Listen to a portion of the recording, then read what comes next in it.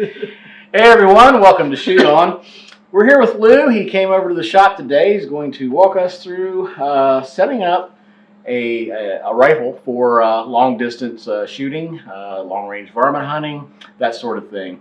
So, DIY is in right now, and it's more in because we got a lot more to choose from the aftermarket in terms of products that are easy to install and very simple to get ready and move out into the field with.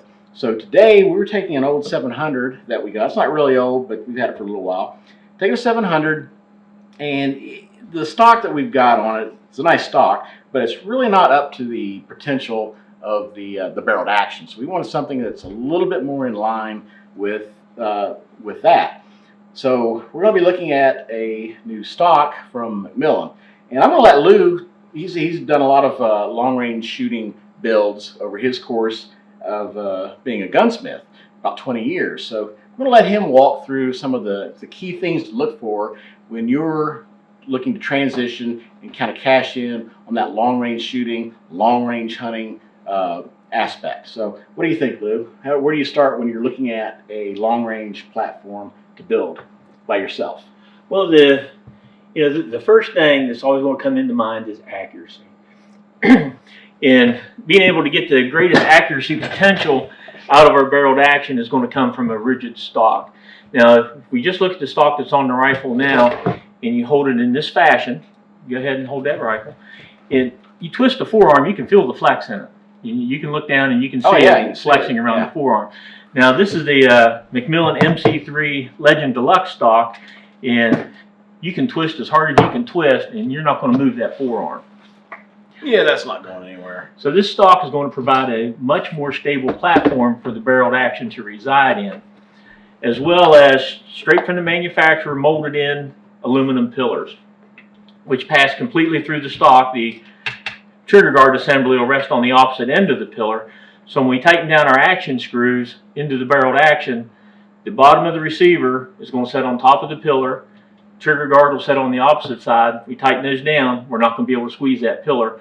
We'll be able to establish the proper 45 inch-pounds, so a good, stable, rock-solid fit. The next thing we look at, or that we really need to take into consideration, we're talking about, in particular, long-range shooting. And a lot of times, you think of long-range shooting, thinking of maybe going out west, clearing out a prairie dog town or something of this nature, where we're going to be shooting a lot from the prone position. And when we change positions, whether it's standing to prone or sitting and so forth, having a stock with an adjustable cone, and this one does allow adjustability. There's 2 screws, and I thought I loosened them up enough. There we go.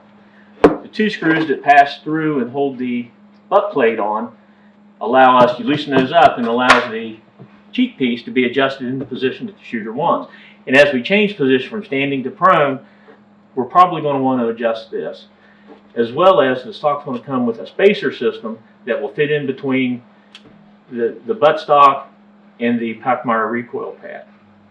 The stock also includes a drop magazine capability as well.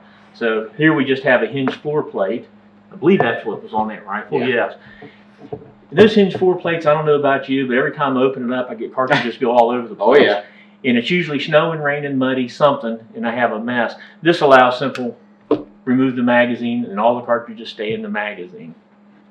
And the wide beaver tail forearm provides good stability, and Picatinny rail is going to allow us to mount a bipod. It's going to enhance our long range shooting, particularly from the prone, out in the field, and we have the Uncle Mike sling swivel up front. This is probably the cheapest and easiest accuracy enhancing that you can do to your rifle. We no longer have to go to a gunsmith and go through the 2-part epoxy bedding and open the stock up to put the pillars in. We can simply do a stock change, get the advantages of a stiffer stock with aluminum pillars, and we're also going to have a free floated barrel when we're done. The barrel channel for this stock is going to free float a typical Remington Sendero or Varmint Contour barrel, and those 2 have been the most popular for Remington for decades now for shooting long range. So all we need to do is get started on stock. So that'll be a good one for this, and like you said, it's easy to do, and compared to like a custom fiberglass stock and having a gunsmith have to do it, it's a lot less expensive. Oh, yeah, you get a fiberglass stock route and have a gunsmith install and pillar Yeah. bed and so forth. You're speaking of thousands of dollars most likely. Then the next thing we're going to do in conjunction with this is we're going to get rid of the Remington factory trigger that it does provide for some adjustability, but it's not going to get us down to a pound or less that the Timney trigger is going to do for us reliably. This is the Timney HIT-ST trigger assembly, and also has a flat trigger shoe, which is one of my preferences as well. So you can just set that off to the side. We'll do the trigger change in conjunction with the stock swap. Okay. So where are we going to start first?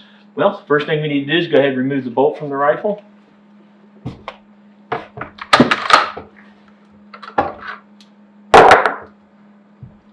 And just go ahead and Go ahead and remove the action screws. screws. Have a nice flat Picatinny rail on top, so that'll rest nice. Oh yeah.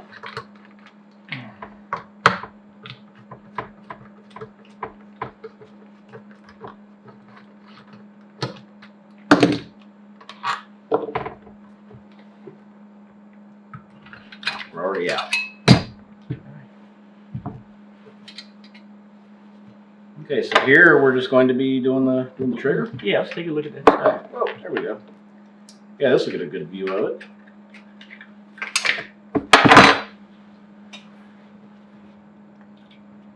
It's not hard to twist this at all. Yeah. And if we look at it, you know, it's a polymer stock and there are aluminum pillars there, so that's a definite advantage. Mm-hmm. But yet, as you look down the forearm channel of that stock and then compare that to the Oh yeah. Macmillan MC3, Yeah. there's Yeah. a big difference in rigidity. Rifle accuracy is going to begin with good, solid, rigid platform, you know, talking about our stock, good, proper fitment. Of course, the weight.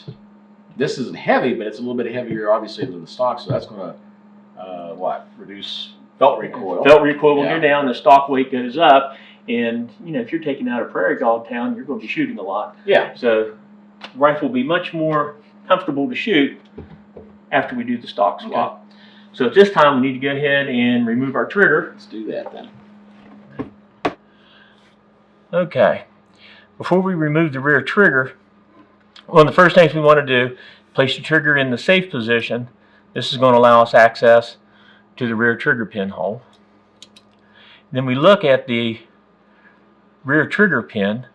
We can see not only does it hold the rear of the trigger up into place, but it also captures the bolt stop spring Mm-hmm. and the bolt stop itself. And here we can see the bolt stop in function as we actuate it. The front trigger pin, all it does is hold the front of the trigger in place. So what we're going to do in order to remove it, there's no need to remove the pins all the way out. So we're going to attempt to move the rear trigger pin. We're going to drive it in this direction. Yep. Okay, but we're going to do it in such a fashion that we do not take the pin all the way out, but we just clear the hole so the rear of the trigger will fall down out of place. And then the front trigger pin will drive it in the opposite direction just enough so the trigger will completely come out. Okay. And then we install the Timney trigger just in the reverse procedure. Okay. That sounds easy enough. It is. So we'll start. Not a problem. We'll start with driving out the rear one first, right? Yes. And sometimes these pins really don't fit all that tight. So be careful that you don't drive it all the way through. Gotcha. Or you're going to lose the bolt stop components. Which if you do is not that big of a deal. They're easy to put back in, but it's much easier if you can retain them and keep them captive. Yeah. So we just knock it down until we can pivot the.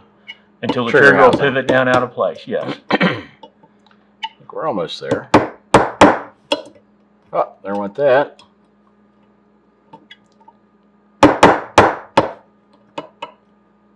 Yep. Oh, Took it all the way went too out. far. Well, we'll try not to do that with this one. So we'll flip this over, right? Yes. There's the spring. And that spring that's part of the old trigger, and that'll go away. So we won't need that. Not going to need that with the new trigger. All right, and we're just going to try to not run this one all the way through.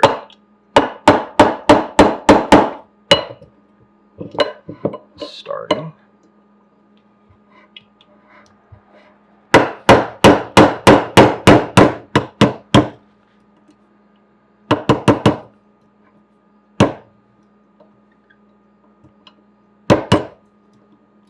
almost got it.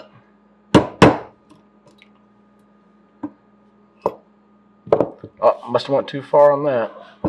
Well, that came out with the rear pin. Ah, okay.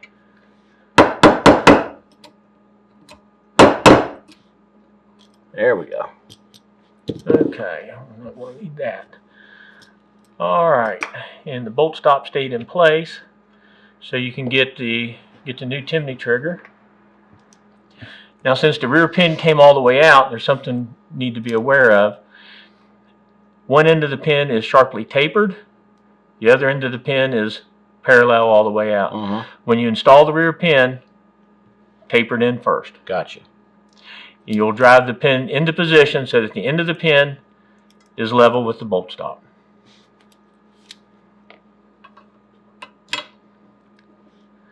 You put the front pin in first. Hold your trigger in place. Tap gently until you know for sure that you have the hole lined up. There we go. Go ahead and drive it into position.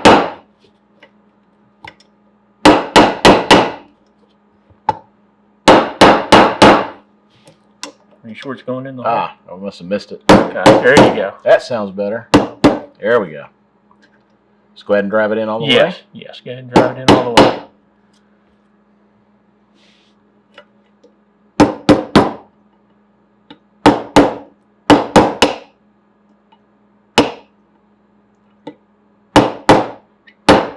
A little bit more. Oh, we got to line up with the... No, that's not a concern. Oh, okay, okay. So Yeah, we're just going to drive forward it pin doesn't affect the bolt stop. in. Let me get a... You just Let want me to get a drive it. flatter punch. Let me get a little bit better purchase on that. You want the opposite end of the pin just to be level with the hole. Yeah. Yeah. Otherwise, it will interfere with the bolt stop. Okay, we got a little ways to go yet. Yeah, not much. Got it. It's good. Good? It's good.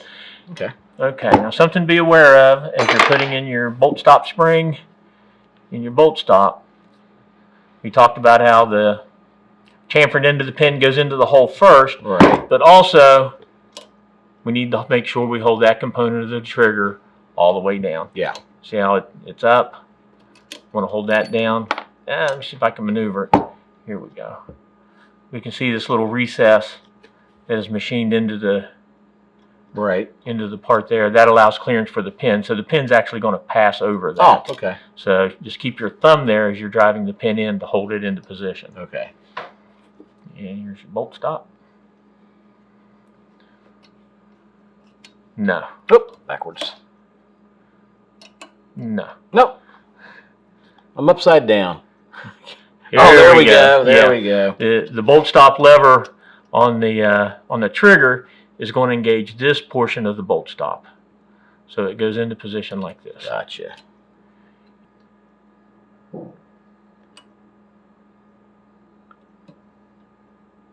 I'm having a hard time doing this upside down.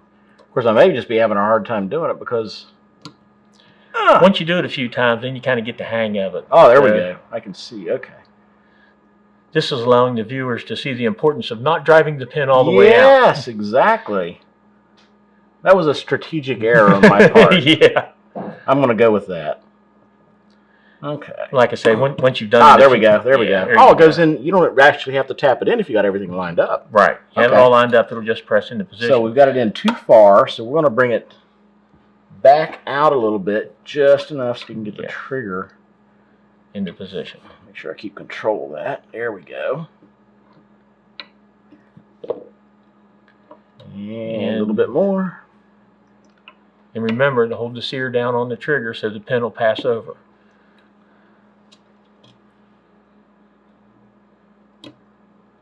Like so.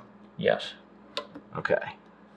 So now we can go ahead and finish driving the pin. Yeah, just remember Okay. to keep finger pressure there. There you go. Now you can continue. There. End of the pin will be level to the bolt stop.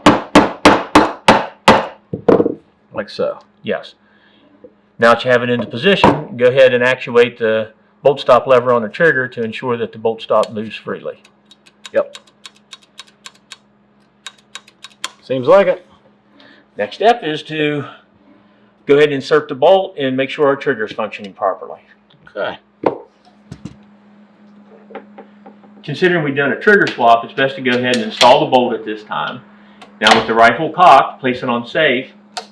Attempt to fire it. Of course, it should not fire. Place it in the fire position. Go ahead and squeeze the trigger. Dry firing. Cock it. Fire it. Seems to be working okay at this time. If there was any problem, it's best to find it now rather than putting it into stock and discovering it later. So now we can go ahead and feel confident to install our stock. You can remove the bolt, and you can probably only after 2 trigger squeezes tell that trigger is a lot lighter than the 6-pound Remington that came out. It is much lighter. Yeah, that's probably more like a pound. Yeah, I would say. Right out of the box. Now the new McMillan stock is going to come with its own action screws. The stock's a little thicker here, and the screws may just going to be just a little bit longer. So we're going to use the screws that came with the stock.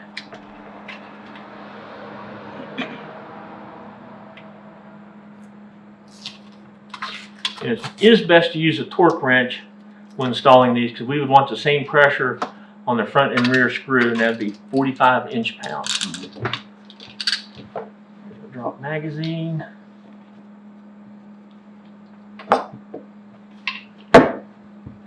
It's easy enough with the Picatinny rail to just lower it into place.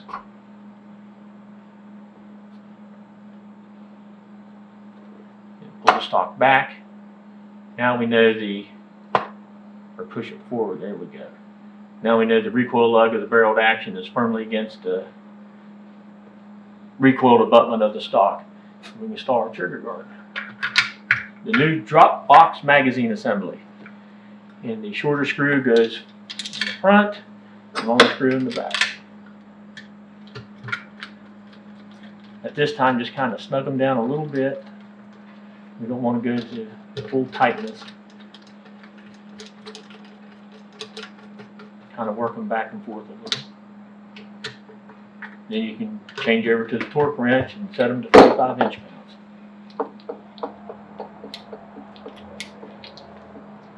You're going to need your bit. There you go. There we go.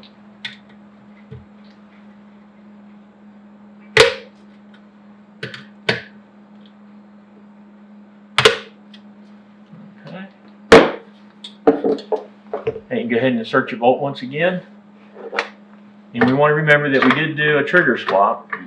So now that we have the stock on, we can work the bolt a little more briskly and ensure we don't have any slam fire.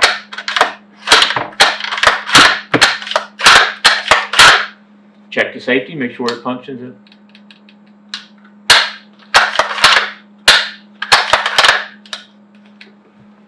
All you need now is a scope and go to the range. That's it. Great. That's it. Well, that was easy. Very economical, like you said, versus going for a gunsmith service or custom stock. Yeah, that is a quick route to longer range shooting without busting your wallet. Speaking of a few minutes and a turn of a screwdriver, Yeah. you have a much more rigid stock, whereas gunsmith not only expense, when you get into epoxy bedding, your rifle's going to be down for a few days. Great. Well, let's put that scope on and see what we can Let's go to do. the range.